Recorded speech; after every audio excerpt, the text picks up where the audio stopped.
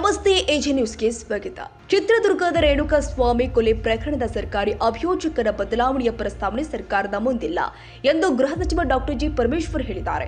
ಬೆಂಗಳೂರಿನ ಸದಾಶಿವನಗರದ ತಮ್ಮ ನಿವಾಸದ ಬಳಿ ಮಾತನಾಡಿ, ಕಾನೂನು ಸಲಹೆಗಾರರು ಏನೆಲ್ಲ ಸಲಹೆಗಳನ್ನ ನೀಡುತ್ತಾರೋ ಅದರ ಆಧಾರದ ಮೇಲೆ ಮುಂದಿನ ನಿರ್ಧಾರ ಕೈಗೊಳ್ಳಬೇಕಾಗುತ್ತೆ. ಎಲ್ಲರೂ ಕೂಡ ಸ್ಟ್ರಿಕ್ಟ್ ಆಗಿ ಇರಬೇಕಲ್ವಾ? ಕಾನೂನು ಬಿಟ್ಟು ಯಾರು ಕೂಡ ಕೆಲಸ ಮಾಡಲಾಗಲ್ಲ. ಕಾನೂನು ಪ್ರಕಾರವೇ ಪಬ್ಲಿಕ್ ಪ್ರಾಸಿಕ್ಯೂಟರ್ಗಳು ಕೆಲಸ ಮಾಡಬೇಕು. ಯಾರನ್ನೇ ನೇಮಿಸಿದ್ರು ಕಾನೂನು ಪುಸ್ತಕ ಒಂದೇ ಅಲ್ವಾ? ಅದರ ಪ್ರಕಾರವೇ ಕೆಲಸ ಮಾಡಬೇಕಾಗುತ್ತೆ ಎಂದರು. ಎಸ್ಪಿಪಿ ಬದಲಾವಣೆಯ ಪ್ರಸ್ತಾವನೆ ಸರ್ಕಾರದ ಮುಂದೆ ಇರುವುದು ನನ್ನ ಗಮನಕ್ಕೆ ಬಂದಿಲ್ಲ. ಬದಲಾವಣೆ ಮಾಡಿದ್ರು ಕೂಡ ಅದರಲ್ಲಿ ಏನು ತಪ್ಪಿಲ್ಲ. ಕಾರಣ ಇಟ್ಟುಕೊಂಡೇ ತೀರ್ಮಾನ ತೆಗೆದುಕೊಳ್ಳಲಾಗಿರುತ್ತೆ ಎಂದರು. ರೇಣುಕಾಸ್ವಾಮಿ ಕೊಲೆ ಪ್ರಕರಣವನ್ನ ಸಡಿಲ ಮಾಡುವಂತಹ ಯಾವುದೇ ಉದ್ದೇಶ ಸರ್ಕಾರಕ್ಕಿಲ್ಲ. ಮುಲಾಜಿಲ್ಲದೆ ಯಾವುದೇ ರೀತಿಯ ಒತ್ತಡಕ್ಕೆ ಒಳಗಾಗದೆ ಪ್ರಕರಣದ ತನಿಖೆ ನಡೀತಾ ಇದೆ. ಪಬ್ಲಿಕ್ ಪ್ರಾಸಿಕ್ಯೂಟರ್ ಅವರನ್ನ ಬದಲಾಯಿಸುವ ಸಂದರ್ಭ ಬಂದ್ರೆ ಕಾರಣ ಇರುತ್ತೆ, ಇಲ್ಲದೆ ಮಾಡೋದಿಲ್ಲ ಅಂತ ಹೇಳಿದ್ರು. ನಟ ದರ್ಶನ್ ಅವರ ಮಾಜಿ ಮ್ಯಾನೇಜರ್ ಮಲ್ಲಿಕಾರ್ಜುನ್ ನಾಪತ್ತೆ ಪ್ರಕರಣವನ್ನ ಪೊಲೀಸರು ಪರಿಶೀಲನೆ ಮಾಡ್ತಾರೆ. ಪ್ರಕರಣವನ್ನ ತನಿಖೆ ಮಾಡಬೇಕಾಗುತ್ತೆ, ಅನಿಸಿದ್ರೆ ತೀರ್ಮಾನ ಮಾಡ್ತಾರೆ. ಸರ್ಕಾರದ ಅನುಮತಿ ಬೇಕಾದ್ರೆ ನೀಡಲಾಗುತ್ತೆ ಎಂದರು. ಶ್ರೀಧರ್ ಎಂಬುವನ ಆತ್ಮಹತ್ಯೆ ಪ್ರಕರಣದ ಕುರಿತ ಪ್ರಶ್ನೆಗೆ ಉತ್ತರಿಸಿ, ದರ್ಶನ್ ಪ್ರಕರಣಕ್ಕೂ ಶ್ರೀಧರ್ ಎಂಬುವರ ಆತ್ಮಹತ್ಯೆಗೂ ಸಂಬಂಧ ಇದ್ರೆ ತನಿಖೆ ಮಾಡ್ತಾರೆ. ಪ್ರತ್ಯೇಕವಾಗಿ ತನಿಖೆ ನಡೆಸಬೇಕು ಅಂತ ಸರ್ಕಾರವನ್ನ ಕೇಳ್ತಾರೆ. ಕಾರಣವನ್ನ ಆಧರಿಸಿ ತೀರ್ಮಾನ ಕೈಗೊಳ್ತೀವಿ. ಮರು ತನಿಖೆ ನಡೆಸಲು ಅನುಮತಿ ಕೇಳಿದರೆ ನೀಡಲಾಗುತ್ತೆ ಎಂದರು. ಇನ್ನು ಪೆಟ್ರೋಲ್ ಡೀಸೆಲ್ ಬೆಲೆ ಏರಿಕೆ ಖಂಡಿಸಿ ಬಿಜೆಪಿಯವರು ರಸ್ತೆ ತಡೆ ಸಿಎಂ ಅವರಿಗೆ ಘೇರಾವು ಹಾಕಲು ನಿರ್ಧರಿಸಿರುವ ಕುರಿತ ಪ್ರಶ್ನೆಗೆ ಪ್ರತಿಕ್ರಿಯೆ ನೀಡಿ, ಇದಕ್ಕೆ ಏನೇನು ಕ್ರಮ ಕೈಗೊಳ್ಳಬೇಕು ತೆಗೆದುಕೊಳ್ತೀವಿ.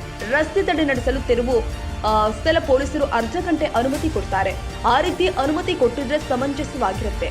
ರಸ್ತೆ ತಡೆ ನಡೆಸುವಂತಿಲ್ಲ ಅಂತ ಸುಪ್ರೀಂ ಕೋರ್ಟ್ ಹೇಳಿದೆ. ಅದರ ಹಿನ್ನೆಲೆ ಏನೆಲ್ಲ ಕ್ರಮ ತೆಗೆದುಕೊಳ್ಳುತ್ತೇವೆ ಎಂದರು. ಅವರು ಪ್ರತಿಭಟನೆ ಮಾಡುವುದಕ್ಕೆ ಬೇಡ ಅಂತ ಹೇಳುವುದಿಲ್ಲ, ಅದು ಅವರ ಹಕ್ಕು. ಸಾರ್ವಜನಿಕರಿಗೆ ತೊಂದರೆ ಆಗದಂತೆ ಮಾಡಲಿ. ಈಗಾಗಲೇ ಫ್ರೀಡಂ ಪಾರ್ಕಿನಲ್ಲಿ ಪ್ರತಿ ಜಿಲ್ಲೆಯಲ್ಲಿ ಪ್ರತಿಭಟನೆ ಮಾಡಿದ್ದಾರೆ. ಮತ್ತೆ ರಸ್ತೆಗೆ ಇಳಿಯುತ್ತೇವೆ ಅಂದ್ರೆ ಏನು ಮಾಡಬೇಕು ಮಾಡ್ತೀವಿ ಎಂದರು. ಸರ್ಕಾರವು ಪೆಟ್ರೋಲ್ ಡೀಸೆಲ್ ಬೆಲೆ ಏರಿಸಿ ತೀರ್ಮಾನ ಮಾಡಿ ಈಗಾಗಲೇ ಪ್ರಕಟಣೆ ಹೊರಡಿಸಿದೆ. ಜನ ಹಣ ಪಾವತಿ ಮಾಡ್ತಿದ್ದಾರೆ. ರಾಜ್ಯದಲ್ಲಿ ಇಂಧನ ಬೆಲೆ ಕಡಿಮೆ ಇರೋದ್ರಿಂದ ಪಕ್ಕದ ರಾಜ್ಯದವರು ಕೂಡ ಇಲ್ಲಿಗೆ ಬಂದು ತೆಗೆದುಕೊಂಡು ಹೋಗ್ತಿದ್ದಾರೆ. ಪೆಟ್ರೋಲ್ ಡೀಸೆಲ್ ಬೆಲೆ ಕಡಿಮೆ ಮಾಡುವ ಪ್ರಶ್ನೆ ಬರೋದಿಲ್ಲ ಎಂದರು.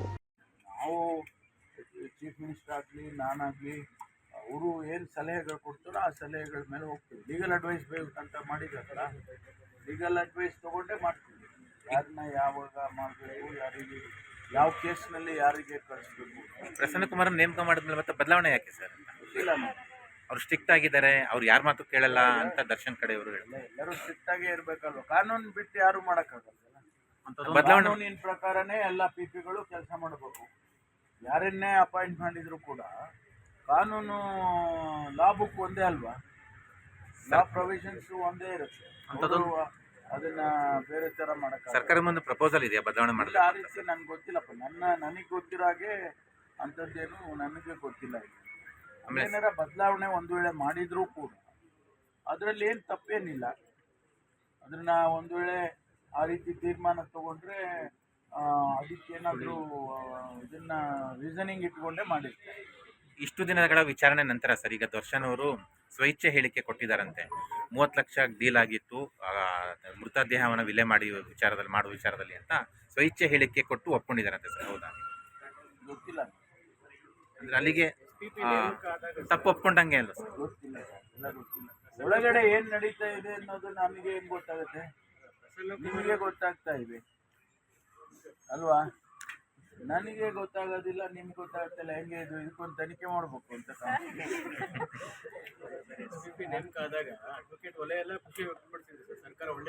ತೊಂದರೆ ಇಲ್ಲ. ನಾವು ನಮಗೆ ಜವಾಬ್ದಾರಿ ಇದೆ. ಈ ಕೇಸನ್ನ ಯಾವುದನ್ನು ಕೂಡ ಸಡಿಲ ಮಾಡತಕ್ಕಂಥ ಯಾವುದೇ ಉದ್ದೇಶ ಸರ್ಕಾರಕ್ಕಿಲ್ಲ. ನಾವು ಯಾವುದೇ ಮುಲಾಜಿಲ್ಲದೆ ಯಾವುದೇ ಒತ್ತಡಕ್ಕೆ ಒಳಗಾಗದೇನೆ ಈ ಕೇಸನ್ನು ನಡೆಸ್ತಾ ಇದ್ದೀವಿ. ಒಂದು ವೇಳೆ ಆ ರೀತಿ ಪಿಪಿಗಳನ್ನ ಬದಲಾವಣೆ ಮಾಡುವಂಥ ಪರಿಸ್ಥಿತಿ ಬಂದರೂ ಕೂಡ ಅದಕ್ಕೇನಾದರೂ ಒಂದು ರೀಸನಿಂಗ್ ಇರುತ್ತೆ, ಹಿಂದೆ ಮಾಡೋದಿಲ್ಲ. ಸರ್, ದರ್ಶನ್ ಅವರ ಮಾಜಿ ಮ್ಯಾನೇಜರ್ ಮಲ್ಲಿಕಾರ್ಜುನ್ ಅವರ ನಿಗೂಢ ನಾಪತ್ತೆ 1.5 ವರ್ಷದಿಂದ ನಿಗೂಢವಾಗಿ ನಾಪತ್ತೆ ಆಗಿದ್ದಾರೆ ಅಂತ ಸಾರ್ವಜನಿಕವಾಗಿ ಚರ್ಚೆ ಆಗ್ತಾ ಇದೆ ಸರ್. ಈಗ ಗೃಹ ಇಲಾಖೆಗೆ ಏನು ಮಾಹಿತಿ ಇದೆ ಸರ್? ಗೊತ್ತಿಲ್ಲ ನನಗೆ. ಅದನ್ನ ಈಗ ಹೊಸದಾಗಿ ಬಂದಿದೆ ಆ ವಿಚಾರ. ಅದನ್ನು ಪರಿಶೀಲನೆ ಮಾಡ್ತಾರೆ. ಒಂದು ವೇಳೆ ಅದಕ್ಕೇನಾದರೂ ಕೂಡ ತನಿಖೆ ಮಾಡಬೇಕು ಅಂತ ಏನಾದರೂ ಕೂಡ ಅನಿಸಿದರೆ SITನವರು ತೀರ್ಮಾನ ಮಾಡ್ತಾರೆ. ಒಂದು ವೇಳೆ ಸರ್ಕಾರದ ಪರ್ಮಿಷನ್ ಬೇಕು ಅಂದರೆ ನಾವು ಕೊಡ್ತೇವೆ. ನಿನ್ನೆ ಆನೆಕಲ್ ಗೊತ್ತಾಯ್ತು ನನಗೆ ನೀವು ಹೇಳಿದ್ದು. ಬಟ್ ನಮಗೆ ಅದಕ್ಕೆ ಈ ಕೇಸಿಗೂ ಸಂಬಂಧ ಇದ್ದರೆ SIT ನೋಡ್ಕೊಳ್ಳುತ್ತೆ. ಒಂದು ವೇಳೆ ದರ್ಶನ್ ಅವ್ರ ಬಗ್ಗೆ ಫರ್ದರ್ ಇನ್ವೆಸ್ಟಿಗೇಷನ್ಸ್ ಮಾಡಬೇಕು ಅಂದರೆ ಅವರು ನಮಗೆ ಸರ್ಕಾರನ ಕೇಳ್ತಾರೆ. ಕೇಳಿದಾಗ ನಾವು ಅದೇನು ಅವರು ಯಾವ ಕಾರಣ ಕೊಟ್ಟಿರ್ತಾರೆ ಅದೆಲ್ಲ ನೋಡಿಕೊಂಡು ತೀರ್ಮಾನ ಮಾಡ್ತೀವಿ. ಫ್ಯಾಮಿಲಿಯವರು ಕೂಡ ಇದು ಸೂಸೈಡ್ ಅನ್ಕೊಂಡು ಸುಮ್ಮನಾಗಿದ್ರು. ರೇಣುಕಾ ಸ್ವಾಮಿ ಹೊರಗೆ ಬಂದಮೇಲೆ ಅವ್ರಿಗೂ ಕೂಡ ಈ ಸಾವು ಬಗ್ಗೆ ಅನುಮಾನ ಬರ್ತಾ ಇದೆ. ಸ್ವಾಭಾವಿಕವಾಗಿ ಇಂಥ ಸಂದರ್ಭದಲ್ಲಿ ಅವೆಲ್ಲ ಮನಸ್ಸಿಗೆ ಬರೋದು ಸ್ವಾಭಾವಿಕ. ಅದನ್ನು ಪೊಲೀಸ್ನವರು ಯಾವ ರೀತಿ ತಗೊಳ್ತಾರೆ ನೋಡಬೇಕು. ಒಂದು ವೇಳೆ ಇನ್ವೆಸ್ಟಿಗೇಷನ್ ಅದನ್ನು ಇದರ ಜೊತೆಯಲ್ಲೇ ಮಾಡಬೇಕು ಅನ್ನೋದಿದ್ರೆ ರಿಓಪನ್ ಮಾಡಬೇಕಾಗುತ್ತೆ. ಅದನ್ನು ಅವರು ನಮಗೆ ಕೇಳ್ತಾರೆ, ಸರ್ಕಾರಕ್ಕೆ ಕೇಳ್ತಾರೆ. ಅವಾಗ ನಾವು ಅವ್ರಿಗೆ ಪರ್ಮಿಷನ್ ಕೊಡ್ತೀವಿ. ಸರ್, ನಾಳೆ ಬಿಜೆಪಿಯಿಂದ ರಸ್ತೆ ತಡೆ ಮಾಡ್ತಾರಂತೆ, ಇಡೀ ರಾಜ್ಯಾದ್ಯಂತ ರಸ್ತೆ ತಡೆ. CM ಎಲ್ಲೆಲ್ಲಿ ಹೋಗ್ತಾರೆ ಅಲ್ಲೆಲ್ಲ ಘೇರಾವ್ ಮಾಡಬೇಕು ಅನ್ನೋದು ಪ್ಲಾನ್ ಮಾಡ್ತಿದ್ದಾರೆ. ಅದಕ್ಕೆ ಏನು ಕ್ರಮ ತಗೋಬೇಕೋ ತಗೊತೀವಿ. ಲಾಠಿ ಚಾರ್ಜ್ ಮಾಡ್ಬೇಕಾ ಮಾಡ್ತೀವಿ, ಅವ್ರನ್ನ ತೆರವುಗೊಳಿಸೋಕೆ ಏನು ಬೇಕೋ ಅದೆಲ್ಲ ಮಾಡ್ತೀವಿ. ಯಾಕೆಂದರೆ ಅವರು ಪರ್ಮಿಷನ್ ತೊಗೊಂಡು ರಸ್ತೆ ತಡೆ ಮಾಡಿದರೆ ಅದು ಬೇರೆ ವಿಚಾರ. ಒಂದು ವೇಳೆ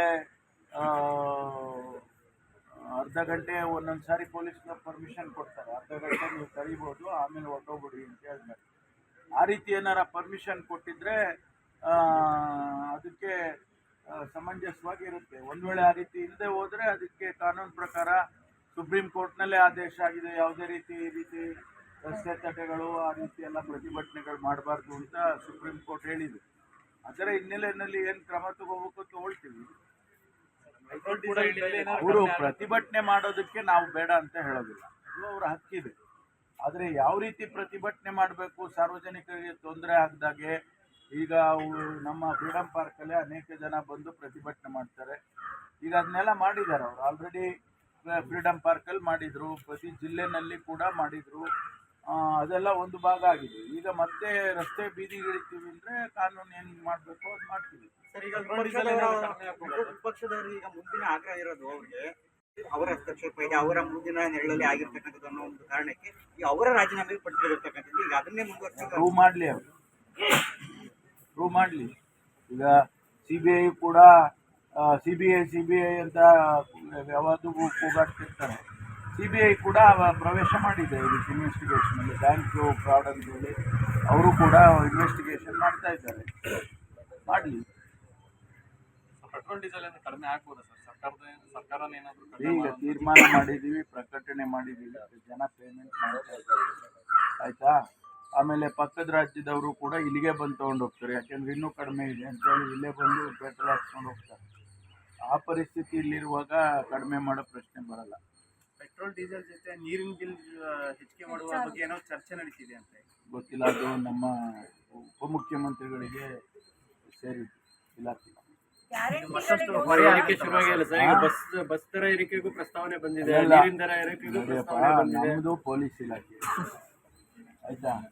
ನೀರಿನ ದರ ಏರಿಸೋದು, ಬಸ್ ದರ ಏರಿಸೋದು ಅವ್ರವ್ರ ಇಲಾಖೆಗಳಿಗೆ ಸಂಬಂಧಪಟ್ಟಿದ್ದು.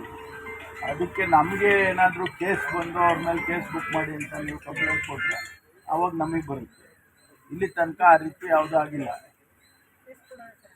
ಕೊಡಿ, ಯಾರು ಕೇಸ್ ಕೊಟ್ಟರು ನಾವು ತಗೊಂತೀವಿ.